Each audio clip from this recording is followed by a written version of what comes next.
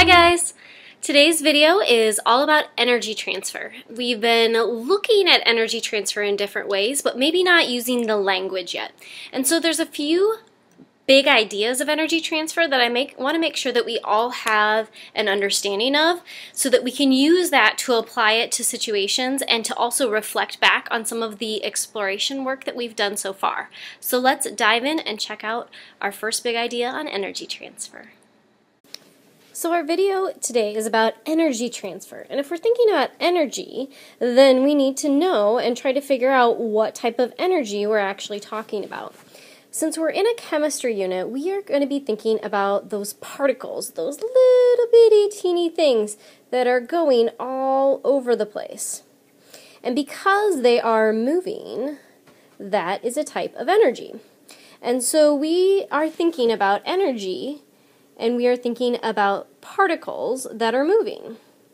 And when we think about particles that are moving, there's two types of energies that we can have, but we're mainly going to be talking about one in particular, and that is the idea of kinetic energy. And for our purposes in this lab and in our chemistry unit, we are thinking about the energy of motion.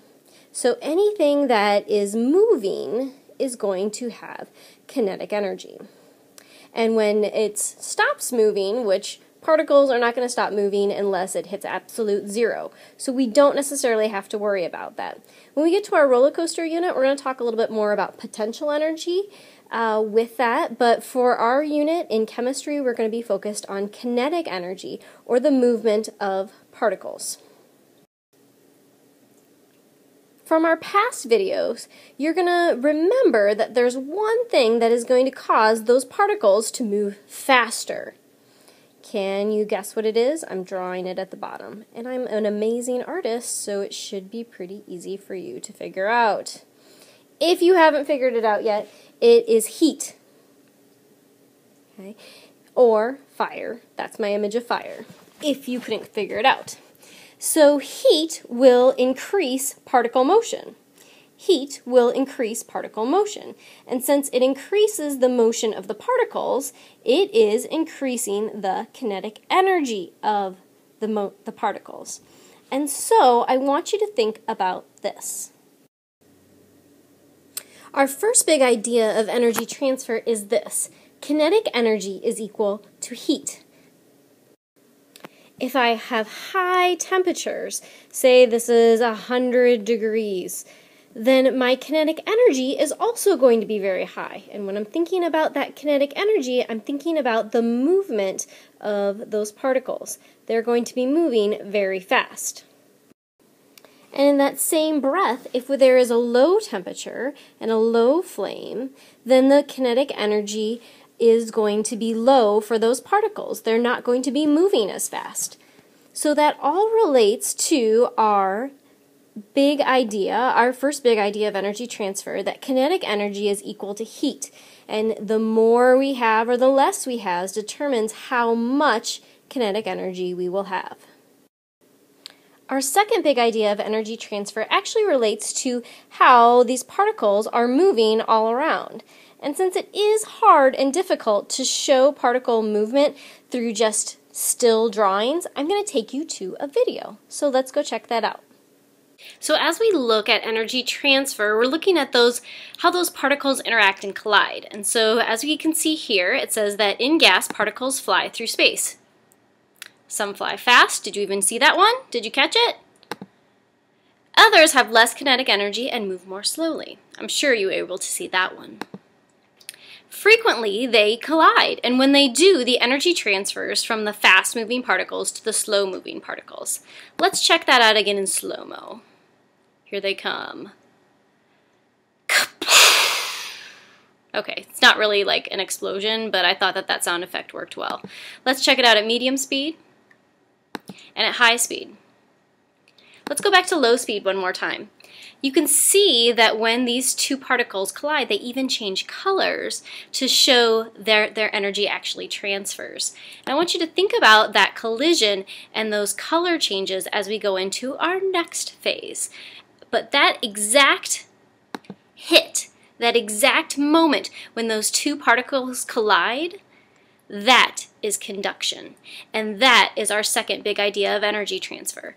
That when those two particles collide, that hitting of those two particles is called conduction. And that is the place that the energy actually transfers.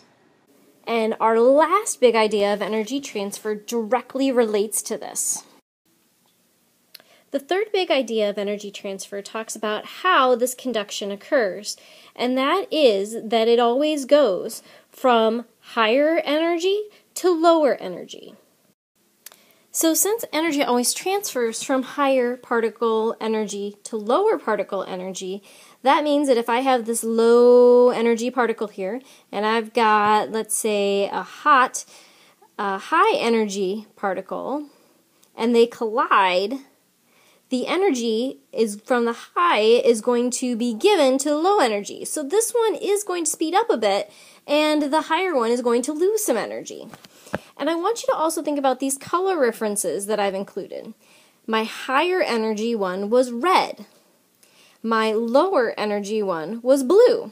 So could we relate some colors and some feelings and some temperatures to this? I would hope so. When we have a lower energy particle, it is going to probably be at a lower temperature. And when we have a higher energy particle, it is going to be at a higher temperature. So we can say that energy transfers from higher to lower, or we could also say from hot to cold. So I want you to think about all of that, and I want you to think about this last example here. I have a picture or a photo of a water bottle that has water droplets on the outside of it, and that is an example of condensation. But think about it in terms of energy transfer. Where is our warmer or hotter temperatures at? Well, that's going to be in the air around it. And our lower temperatures is going to be inside of the bottle. That's where our colder temperatures are going to be at. And so when these warmer air particles collide with the outside of the solid plastic that is cooled down, then those hot air or gas particles start to slow down. And as they slow down, then they are going to go through a phase change. Because as they slow down, they are going to become closer together. And they are moving, as we already said, slower. And the space in between them is going to get smaller. And because of that, that is why we see those liquid droplets on the outside of the bottle. Because those air particles, which were going all over the place very fast, lost some of their kinetic energy. And so the result was that they got closer together as they slowed down, and the space between the particles got smaller, and those particles started to condense and form from a gas into a liquid. So I hope that makes sense, because we're going to work to apply these ideas of energy transfers to different situations in our lab.